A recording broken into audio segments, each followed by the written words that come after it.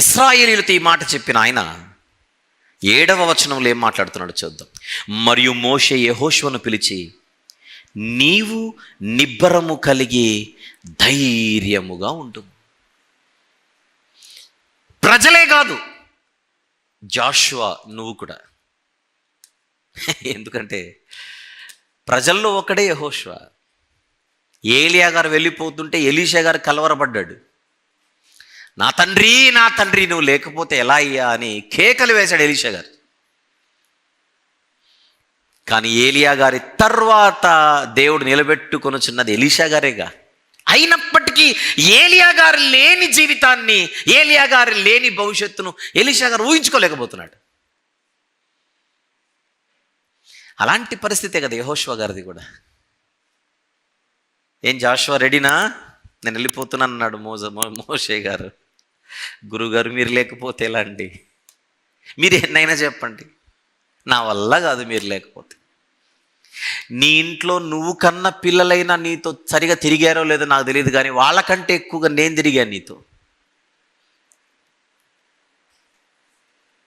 కానీ తన ఆత్మీయ వారసునికి ఆయన ఇస్తున్న సందేశం, యెహోషువను పిలిచి 7వ వచనం, నీవు నిబ్బరము కలిగి ధైర్యముగా ఉండు. నాయకుడా, కాబోయే నాయకుడా, నీవు ధైర్యంగా ఉండాలి. యెహోవా ఈ ప్రజలకిచ్చుటకు వారి పితరులతో ప్రమాణము చేసిన దేశమునకు నీవు వీరితో కూడా పోయి దానిని వారికి స్వాధీనపరచవలెను. నీకు అర్థమవుతుందా జాషువా? సామాన్య ప్రజలతోనే మీరు ధైర్యంగా ఉండాలని చెబుతున్నాను దేవునిని బట్టి. వారిని నడిపించే నాయకుడు అయిన నీవు వారికంటే ఒక మెట్టు ఎక్కువ ఉండాలి తప్ప ధైర్యం విషయంలో వాళ్ళు నిన్ను ధైర్యపరిచే పరిస్థితిలో ఉండకూడదు. ఇంతమంది ఎదుట ఒక లీడర్గా, ఇంతమంది నడిపించే నాయకునిగా వారికనే ఎక్కువ ధైర్యం నీలో ఉండాలి. నాయకుడా, నువ్వు బలహీనుడివి కాకూడదు.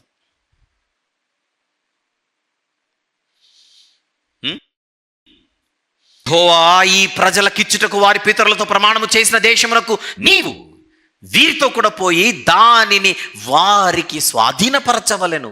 8వ వచనం, నీ ముందర నడుచువాడు యెహోవా, ఆయన నీకు తోడయుండును, ఆయన నిన్ను విడువడు, నిన్ను ఎడబాయడు, భయపడకుము, విస్మయమొందకుమని ఇశ్రాయేలీయులందరి ఎదుట అతనితో చెప్పాను. ఎంత అద్భుతమైన మెసేజ్ అది, ఎంత అద్భుతమైన మెసేజ్ అది.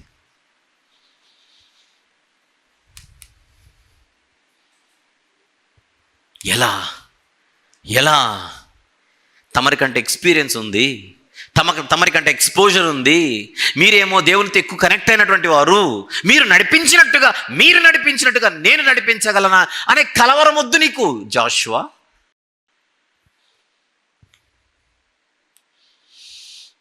దేవుని చూడు, నన్ను కాదు. నీ ముందర నడిచేవాడు దేవుడే గాని నేను కాదు. 8వ వచనం, నీ ముందర నడుచువాడు యెహోవా. నెక్స్ట్ మాట, ఆయన నీకు తోడయుండును, ఆయన నిన్ను విడువడు, ఆయన నిన్ను ఎడబాయడు, గనుక భయపడకుము, విస్మయమొందకుము అని ప్రజలందరి ఎదుట ఈ మాట చెబుతున్నాడు. అంటే దీని అర్థం, నాయకుడు ఎవరైనా సరే, ఏ స్థాయిలో ఉన్నవాడైనా సరే, ఆ నాయకుడికి బైబిల్ ఇచ్చే సందేశం ఏమిటి? నీవు దేవునిని చూడగలిగితే నువ్వు భయపడాల్సిన అవసరం లేదు. నీవు దేవునికి కనెక్ట్ అయి ఉండగలిగితే నీవు దిగులు పడాల్సిన అవసరం లేదు, విస్మయం పొందాల్సిన అవసరం లేదు. అంటే ఏ నాయకుడైనా, ఏ స్థాయిలో ఉన్న నాయకుడైనా దేవునికి కనెక్ట్ అయి ఉండాలి. అప్పుడే తన లీడర్షిప్కి ఒక మీనింగ్ ఉంటుంది. అతను మాత్రమే ఒక విజయవంతమైనటువంటి నాయకుడు అవుతాడు అని బైబిల్ ఇస్తున్న సందేశం ఇది. ఇక్కడ ఎవరైనా లీడర్స్ ఉన్నారా? బై ద వే, ఎనీబడి ఇక్కడ ఎవరైనా లీడర్స్ ఉన్నారా? లేరు. ఇక్కడ ఎవరైనా భర్తలు ఉన్నారా? ఇక్కడ ఎవరైనా తండ్రులు ఉన్నారా? పోనీ తండ్రులు చేయొద్దంటే నేను తండ్రినే. Very good. మీరు లీడర్లు కాదనింది ఎవరు? అంటే మీకు అసలు మీరు లీడర్లో కాదో కూడా తెలీదా అధ్యక్ష? మీకు లీడర్లు అనగానే ఏ పార్టీనో అని ఆలోచిస్తున్నారా? పొలిటికల్ పార్టీల గురించి. నేనేనాడు అసెంబ్లీకి వెళ్ళలేదే, నేనేనాడు ఎలక్షన్లో నిలబడలేదే అనేదే నా భావన. మా కంపెనీలో కూడా నాకు పైన బాస్ ఉన్నాడు కానీ నేను కాదు, కానీ మీరు ఉద్యోగం గురించి ఆలోచిస్తున్నారేమో. అబ్బే,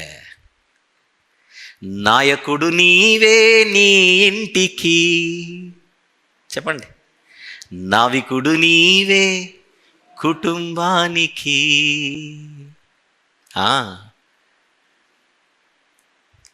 పురుషుడు, ప్రతి భర్త నాయకుడు, ప్రతి తండ్రి నాయకుడు. ద్వితీయోపదేశకాండ 31వ అధ్యాయంలో 7-8 వచనములు మనము చదివితే ఒక నాయకునికి బైబిల్ ఇస్తున్న సందేశం ఏమిటి? నువ్వు యెహోవా దేవునిని చూడు, ఆయన వైపు చూస్తూ బ్రతుకు అని. ఎందుకు అని అడిగితే 7వ వచనంలో ఈ ప్రజలను వాగ్దాన దేశమునకు నడిపించవలసినది నీవే. అగైన్ ఒక నాయకునితో బైబిల్ ఏం చెబుతోంది? ఈ ప్రజలను వాగ్దాన దేశమునకు నడిపించవలసినది నీవే. ఏ ప్రజలను? వినపడట్లా? మళ్ళీ ఇశ్రాయేలీలు అంటారు. మనకంటూ ఒక ఫ్యామిలీ ఉందిగా, ఆ కుటుంబంలో భార్య పిల్లలు ఉన్నారుగా, ఆ ప్రజలు. అబ్బో, మీరు అప్పుడే ఇశ్రాయేలీల దగ్గరికి వెళ్ళిపోదామని, అక్కడ యెహోషువ గారు ఉన్నారు, చూసుకుంటారు. ఇక్కడ గురించి ఆలోచిద్దాం. బైబిల్ ఇస్తున్న మెసేజ్ ఏమిటి? ఈ ప్రజలను కనాను దేశమునకు నడిపించవలసినది నీవే అనగానే ఎవరికి వాళ్ళు ఏ ప్రజలు అనగానే వెంటనే నీకు రేషన్ కార్డు ఉంటే తెచ్చుకో, లిస్ట్ కనపడుతుంది అంటాడు దేవుడు. అంతే.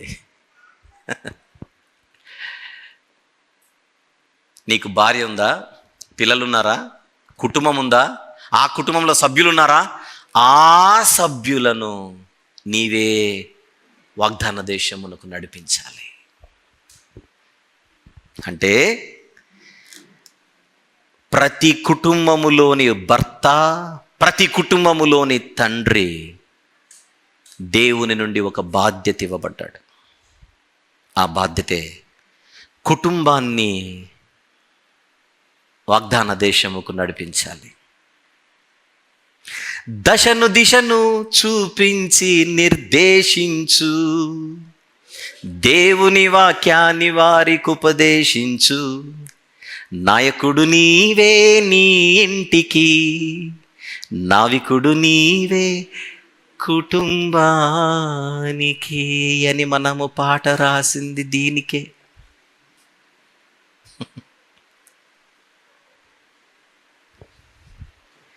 బైబిల్ అడుగుతున్న స్ట్రైట్ ఫార్వర్డ్ క్వశ్చన్ ఇది.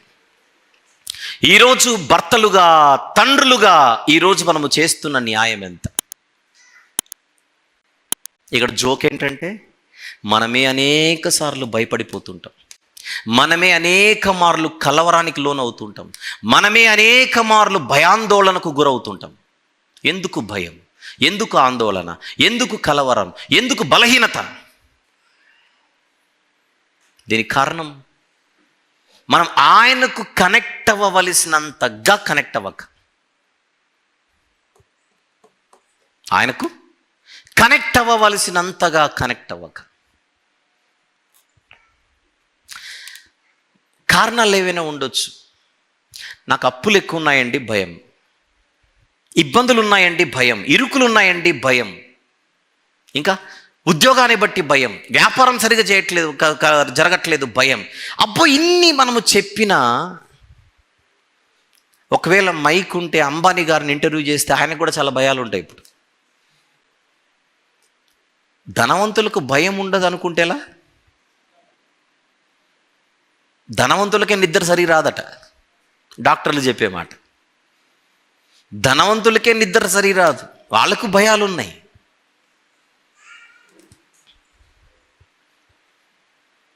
అంటే మనము దేవునిని సరిగా రుచి చూడట్లా, అందుకే భయాలు. యెహోవాను రుచి చూడుడి అంటోంది బైబిల్. అంటే ఎక్కడో మన లైఫ్ కరెక్ట్ ట్రాక్లో లేదు. సైకిల్ చైన్ ఉంటుంది, అప్పుడు చైన్ పడిపోతుంటుంది. చైన్ పడిపోతే చక్రం సరిగా తిరగదు. సైకిల్కున్న చైన్ పక్కకు జరిగితే ఏమవుతుంది? చక్రము తిరగదు. మన జీవిత చక్రం సరిగా నడవట్లేదు అని అంటే చైన్ సరైన ట్రాక్లో లేదు. ఈరోజు ఇక్కడ నుంచి సెలవు తీసుకునే ముందుగా ఇక్కడున్న పురుషులందరూ, ముఖ్యంగా భర్తలు, తండ్రులు, ఇంటి యజమానులు, నా జీవితానికి సంబంధించిన చైన్ ట్రాక్లో ఉందా లేదా? ఈరోజు ఉద్యోగం సమస్య ఉంది, రేపు పొద్దున మంచి ఉద్యోగం వస్తుంది, తర్వాత భయం ఉండదా? అప్పుడు వేరే భయాలు ఉంటాయి. ఈరోజు అప్పును బట్టి భయపడుతున్నాం, రేపు పొద్దున అప్పు తీరిపోతుంది, మళ్ళీ తర్వాత భయం ఉండదా? గ్యారంటీ చెప్పగలరా? జీవిత కాలం అంతా ఏవో ఒక భయాలు మనల్ని వెంటాడుతూనే ఉన్నాయే. భయానికే భయం పుట్టించేది ఎప్పుడు మనం? ఇక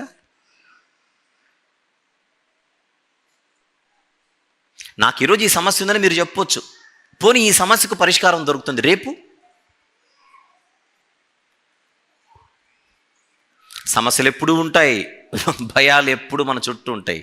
కానీ మనము దేవునికి కనెక్ట్ అవ్వగలిగితే చూడండి, అసలు ఆ ధైర్యమే వేరు. ఊరికే రాయించలేదు దేవుడు ఈ మాటలు, అనవసరంగా రాయించలా.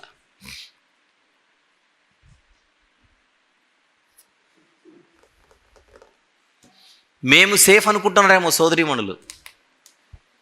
జ్ఞానవంతురాలు తన ఇంటిని కట్టుకోను అంటే అర్థం ఏంటి? ఆయన తర్వాత నెక్స్ట్ యజమాని మీరే. ఇంటికి ఇల్లాలు దీపం, అందమైన ఇంటికి ఇల్లాలే కదా దీపము. తప్పు చేసి ఇంటిని కూల్చుకోకు సోదరి అని ఒకప్పుడు పాట రాశాను. ఎందుకు ఈ మాట? ఎందుకు ఈ మాట? ఆయన మాత్రమే నాయకుడు అనుకుంటే పొరపాటు. ఆయన మాత్రమే నాయకుడు అనుకుంటే పొరపాటు. ప్రతి కుమారునికి, ప్రతి కుమార్తెకు తల్లి కూడా నాయకురాలే. ఇంటిలోని పిల్లలకు తల్లి నాయకురాలు కాదనింది ఎవరు? తల్లిదండ్రులు ఇద్దరు పిల్లలకు నాయకులే అవుతారు. తల్లిదండ్రులు ఇరువురు కూడా పిల్లలకు నాయకులే అవుతారు.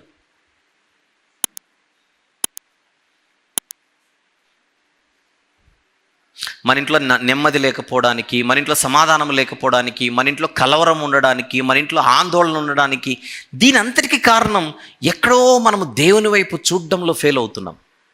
This is true. అది మా కుటుంబమా మీ కుటుంబం అని కాదు, అన్ని కుటుంబాలకు మనం ఎక్కడో దేవుని చూడడంలో ఫెయిల్ అవుతున్నాం. బైబిల్ ఇచ్చిన సందేశం ఏమిటి? విశ్వాసమునకు కర్తయు దానిని కొనసాగించువాడైనా యేసువైపు చూడుడి. యేసువైపు చూడుడి.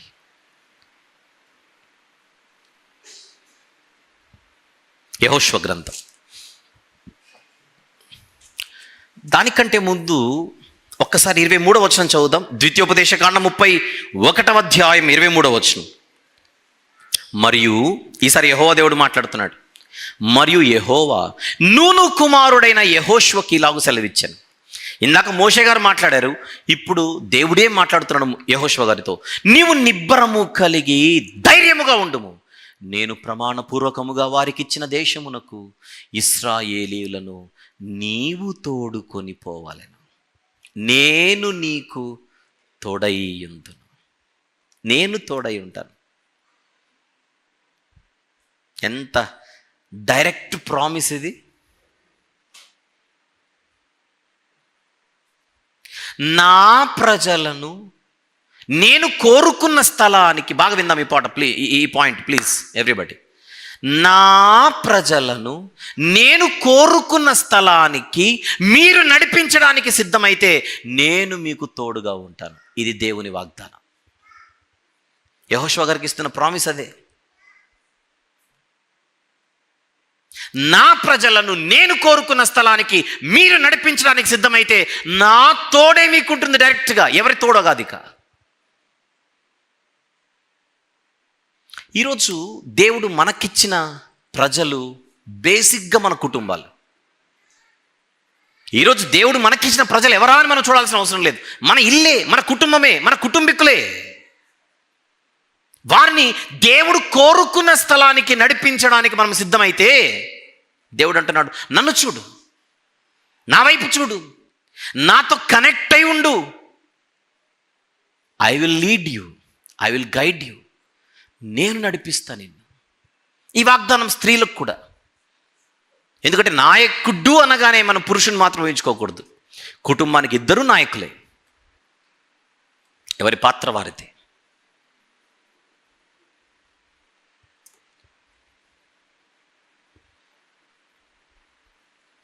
ఇప్పుడు మీలో ఎవరైనా యవనస్తులు, నాకు పెళ్ళే కాలేదు, నేను సేఫ్ అనుకోవడానికి లేదు ఇక్కడ. ఎందుకు? మీ ఇంటోళ్ళు ఇక్కడ లేక మీరు మాత్రమే ఉంటే, ఓ తమ్ముడా, ఓ చెల్లి, ఇప్పుడు మీ ఇంటి వారిని నడిపించడానికి ఇప్పుడు మీరే నాయకులు కావాలి. అర్థమైందా? అమ్మయ్య నేను సేఫ్ అని భుజాలు తడుపుకోవాల్సిన అవసరం ఏం లేదు. మీరు ఇక్కడున్నారు అని అంటే ఆల్రెడీ మీ కుటుంబం, రక్షణకు దూరంగా ఉన్న మీ కుటుంబానికి దేవుడు మిమ్మునే ఆత్మీయ నాయకులుగా నిలబెట్టినట్టు. Got the point? రక్షణ లేని కుటుంబీకులున్న కుటుంబము నుంచి మీలో ఎవరైనా వచ్చి ఉంటే ఇక మీ వయసుతో పని లేదు. మీరు పెద్దోడా, చిన్నోడా, పెద్దమ్మాయ, చిన్న అమ్మాయి, ఇదంతా పని లేదు. దేవుడు ఆ కుటుంబానికి నిలబెట్టిన ఆత్మీయ నాయకులు మీరే. ఇది మనం గుర్తించాలి. ఆయన ఇస్తున్న వాగ్దానం ఏమిటి? వారిని నడిపించడానికి మీరు సిద్ధమైతే నన్ను చూడండి, నాతో కనెక్ట్ అయి ఉండండి, నా తోడు నీకుంటుంది. యెహోషువ గ్రంథం తీద్దాం. మొదటి అధ్యాయం, యెహోషువ గ్రంథము మొదటి అధ్యాయం, మొదటి నుంచి. యెహోవా సేవకుడైన మోషే మృతి నొందిన తర్వాత, చనిపోయాడు మోషే గారు. యెహోవా నూను కుమారుడును మోషే పరిచారకుడునైన యెహోషువకి ఇలాగు సెలవిచ్చాను, నా సేవకుడైన. ఇప్పుడు దేవుడు మాట్లాడుతున్నాడు, ఇక మాట్లాడడానికి మోషే గారు లేరుగా. నా సేవకుడైన మోషే మృతి నొందెను, కాబట్టి నీవు లేచి నీవును ఈ జనులందరూ ఈ యోర్దాను నది దాటి నేను ఇశ్రాయేలీయులకు ఇచ్చుచున్న దేశమునకు వెళ్ళుడి.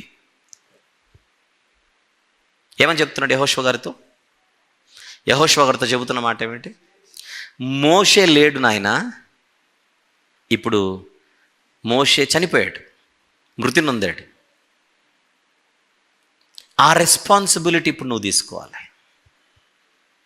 మళ్ళీ మోషే చనిపోయాడు, ఆ రెస్పాన్సిబిలిటీ ఇప్పుడు నువ్వు తీసుకోవాలి.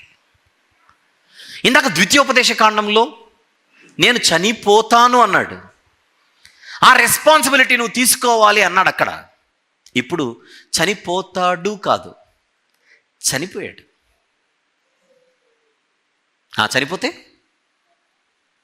చనిపోతే చనిపోయిన ప్రాజెక్ట్ డిస్టర్బ్ అవ్వకూడదు, చనిపోయిన పని డిస్టర్బ్ అవ్వకూడదు. మోషే గనుక ఉంటే ఈరోజు మన పరిస్థితి ఇలా ఉండేది కాదు అని ఎవ్వడు మాట్లాడుకోకూడదు. ఎందుకు? ఆ బాధ్యత నువ్వు తీసుకోవాలి. రైట్. ఎందుకు ఆ మాట నొక్కుతున్నానో చెప్తాను. ఏ మనిషి అయినా శాశ్వత కాలం ఉంటాడా? ఉండడు. మీరు భయపడకుండా వింటానంటే చెప్తాను, భయపడినా చెప్తాను. ఇది రెండో విషయం. ఈరోజు కుటుంబాలను నడిపించేది పురుషులు, కరెక్ట్. ఆత్మీయంగా నడిపించాలి, డ్యూటీ అదంతే. ఒకవేళ ప్రాక్టికల్గా మాట్లాడదాం, ఒకవేళ పరలోకం అనే వాగ్దాన దేశానికి కుటుంబాన్ని నడిపించే పురుషుణ్ణి కనుక దేవుడు పిలుచుకుంటే, ఏదో ఒకరోజు పిలుచుకోడా? ప్రాక్టికల్గా మాట్లాడండి. కూడా కుంటాడు, పిలుచుకుంటాడు. అప్పుడు ఆ బాధ్యతను భర్తీ చేయడానికే ఏమనుకోకండి, సోదరీ మండలందరూ సిద్ధమా? అందుకే భయపడొద్దు అన్నాను. నేను ఈరోజు వచ్చి తప్పు చేశాను, మందిరానికి అనవసరంగా వచ్చాను అని కూడా ఫీల్ కాకండి. ప్రాక్టికాలిటీ మాట్లాడదాం. ఎందుకు అడుగుతున్నానంటే, ఆత్మీయంగా బలంగున్న భర్తలున్న ఇండ్లల్లో భార్యలు బలహీనంగా కనబడుతూ ఉంటారు జనరల్గా. ఒక యోబు గారు బలవంతుడు ఆత్మీయంగా, భార్య బలహీనురాలు. మన కుటుంబాలలో అలా ఉండకూడదని చెప్తున్నా. ఒకవేళ భార్యల కంటే దేవుడు ముందుగా భర్తలను పిలుచుకుంటే, పిల్లలను ఆత్మీయంగా నడిపించడంలో భార్యలు బలవంతులుగా ఉండాలి. ఆ బలం ఉందా అని అడుగుతున్నాను స్ట్రైట్ ఫార్వర్డ్గా. ఆ సిద్ధపాటు ఉందా అని అడుగుతున్నాను. నేను కొంచెం బ్రేక్ తీసుకుంటా మీ దగ్గర, మా వాళ్ళతో మాట్లాడతాను ఒక మాట. ఇప్పుడు సీన్ రివర్స్ అయింది అనుకోండి, మనలో మాట అర్థమైందే, మనం ఎక్స్ప్లెయిన్ చేయాలి. అయినా కూడా మీరు భయపడకూడదు, ఇది మా ప్రాబ్లం. ఒకవేళ దేవుడు మనకంటే ముందుగా వాళ్ళని పిలుచుకుంటే, స్టిల్ మన కుటుంబంలో పిల్లలు ఉంటారుగా, వాళ్ళు నడిపించడానికి మనం సిద్ధమా? మన కుటుంబీకులను నడిపించడానికి మనం సిద్ధమా? ఒక్కసారిగా మన కుటుంబాలు కుదేలవ్వడమేనా ఒక మనిషి లేకపోతే?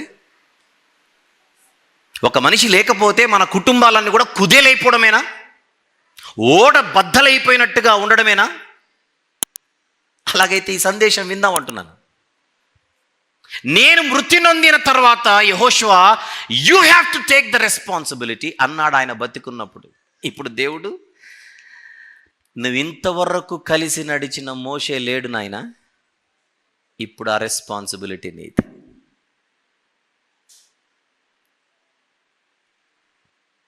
ఈరోజు మెసేజ్ మనకే ఇది. మనకి ఈ ప్రిపరేషన్ ఉందా అని అడుగుతున్నా నేను.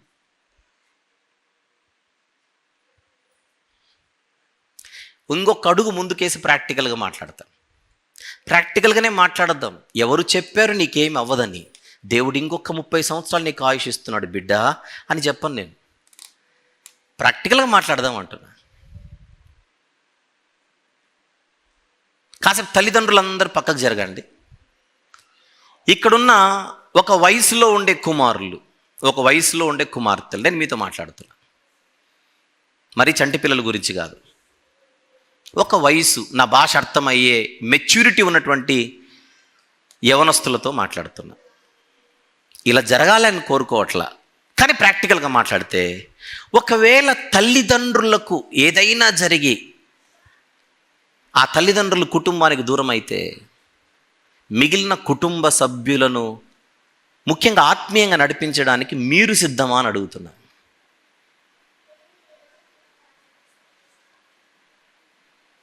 మా కుటుంబంలో అది జరిగింది, అందుకే చెబుతున్నాను.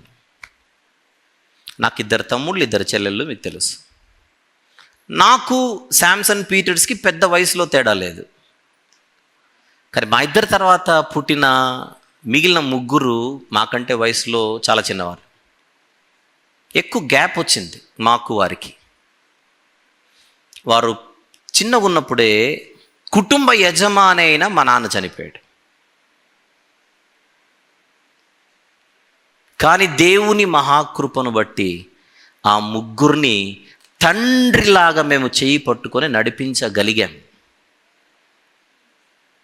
అదెందుకు జరుగుతుంది అని మీరు అనుకోకుండా మా ఫ్యామిలీనే ముందు పెడుతున్నా నేను. అలా ఎందుకు జరుగుతుంది అని అనుకోకుండా నా ఫ్యామిలీనే ముందు పెడుతున్నా నేను.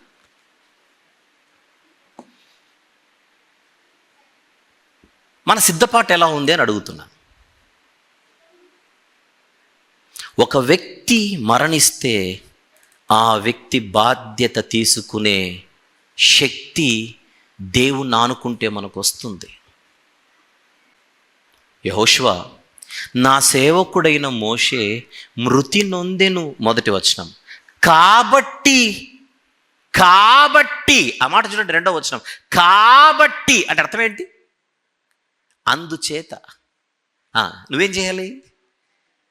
నీవు లేచి నీవును ఈ జనులందరూ ఈ యోర్దాను నది దాటి నేను ఇశ్రాయేలీయులకు ఇచ్చుచున్న దేశమునకు వెల్లుడి అంటే అర్థం ఏంటి? వెల్లుడి అంటే అర్థం ఏంటి?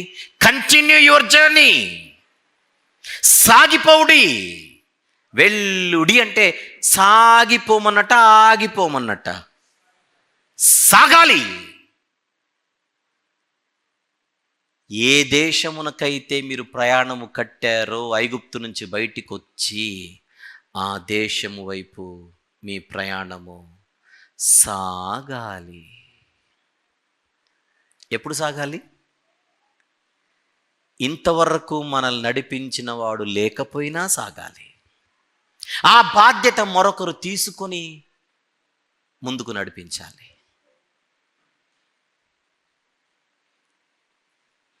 నేను ఎవరి గురించి మాట్లాడట్లా, అందరి కుటుంబాల గురించే మాట్లాడుతున్నా. మనవి చేరుకోవలసిన దేశానికి సాగిపోయే జీవితాల, ఆగిపోచున్న జీవితాల పరిశీలించుకుందాం. సాగాలి, సాగాలి. సాధ్యమా? సాగిపోవుట సాధ్యమా అడుగుతున్నాను, చెప్పండి. సాధ్యమే. ఎప్పుడు సాధ్యం అది? మనం ఆయన్ను చూస్తే, ఆయన మనకు అర్థమైతే, మనం ఆయనకు కనెక్ట్ అయితే, మనం ఆయనతో ఉంటే, ఆయనను బట్టి ధైర్యంగా ఉంటే, ఆయన అర్థమైతే భయము లేదు, దిగులు లేదు, ఇంకా కలవరము లేదు, ఓన్లీ ధైర్యం. చిన్నపిల్లలు ఈ మధ్య బాగా పాడతారు పాట, మైటీ జీసస్ తోడుంటే. పాడండి సండే స్కూల్. మైటీ జీసస్ తోడుంటే భయమే లేదు, సే భయమే లేదు అని పిల్లలు పాడుతుంటారు. కరెక్టే. మైటీ జీసస్ తోడుంటే భయమే లేదు. కరెక్టే. పసిపిల్లలు పాడే అద్భుతమైన పాట అది.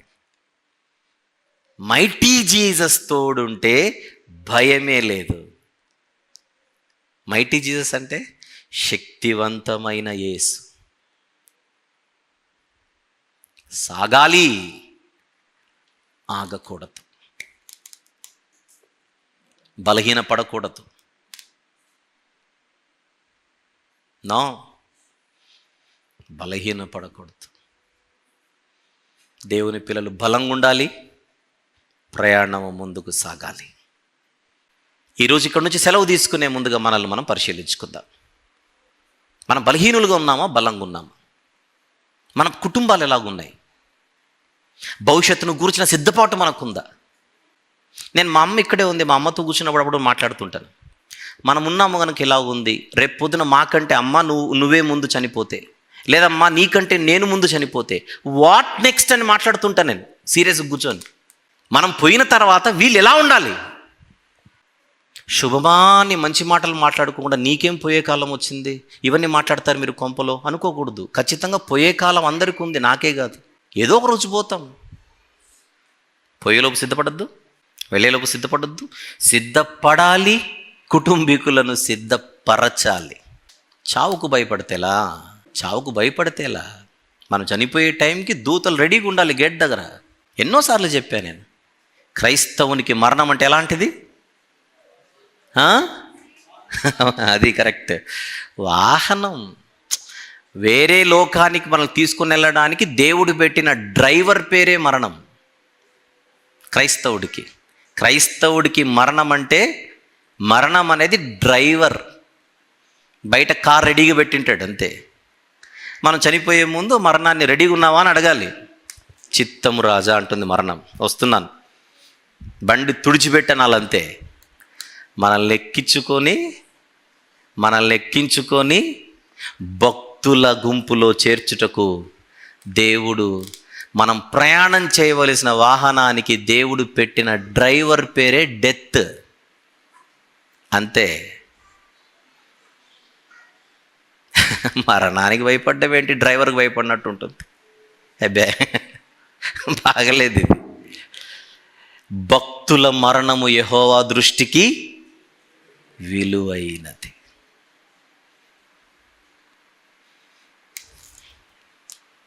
గనుక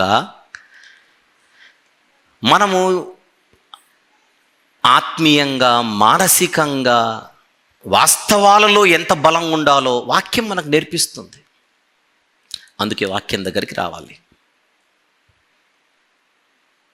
ఆ నిజాలే ఇక్కడ చెప్పేది. కొన్ని సందర్భాలలో కొన్ని విషయాలు కఠినంగా అనిపించవచ్చు చెవికి. అనిపించినా పర్లేదు, ఆలోచించండి. కఠినంగా అనిపించినా తప్పు లేదు, ఆలోచించండి. అరే నువ్వు అట్లా మాట్లాడకూడదు అని అంటే మళ్ళీ ఎవరో ఒకరు మాట్లాడాలి. నేను కాకపోతే ఎవరో ఒకరు మాట్లాడాలి. కొన్ని సందర్భాలలో కొన్ని విషయాలు మన చెవికి కఠినంగా అనిపించినప్పుడు ఎవరు ఫీల్ అవ్వకండి దయచేసి. అలా ఇలా మాట్లాడతారండి, అలా మాట్లాడకూడదు అని అనకండి. నిజాలు ఎప్పుడో ఒకసారి వినకపోతే ఎలా? ప్రత్యేకించి దేవుని సన్నిధికి వచ్చినప్పుడు నిజాలే వినాలి మనం. రైట్? ఎందుకంటే కొన్ని విషయాలు దేవుడు వాక్యము ద్వారా సూటిగా మాట్లాడుతున్నప్పుడు వాటిని మనము సాత్వికమైన మనసుతో స్వీకరించి ఆలోచించి మన విషయంలో మనము బలపడాలి. ఈరోజు ఇంటికి వెళ్ళిన తర్వాత అందరు ప్రార్థన చేసుకుందాం. ప్రభువా, ఏ దినమున ఏమి సంభవించునో మాకు తెలియదు. ఆవిరి వంటి జీవితము కలిగిన మేము మా సిద్ధపాటు ఎలాగున్నదో పరిశీలించుకోవడానికి నాయన ఈరోజు మీరు మాకు అవకాశం ఇచ్చారు. మేము సిద్ధపడుచు మా కుటుంబీకులను సిద్ధపరచుటకు మాకు వివేకమును, బలమును, నడిపింపును దయచేయి తండ్రి అని అందరు అడగాలి. ఆగిపోయే గుండె చప్పుడును ఆపే అంత మొనగాళ్ళు ఎవరు లేరు ఇక్కడ. మనకంత సీన్ లేదు కనుక ఆఖరి క్షణం కోసం సిద్ధంగా ఉండడమే మంచిది. ఆ క్షణం వచ్చేలోగా, అనగా గుండె చప్పుడు ఆగే ముందుగా, ఆగే లోపే ఒక అద్భుతమైనటువంటి సిద్ధపాటు. మోషే గారు సిద్ధపడ్డాడు, తన చుట్టూ ఉన్న వారిని ఏం చేశాడు? సిద్ధపరిచాడు. అలాంటి వారిని మాదిరిగా తీసుకొని అడుగులు ముందుకు వేద్దాం.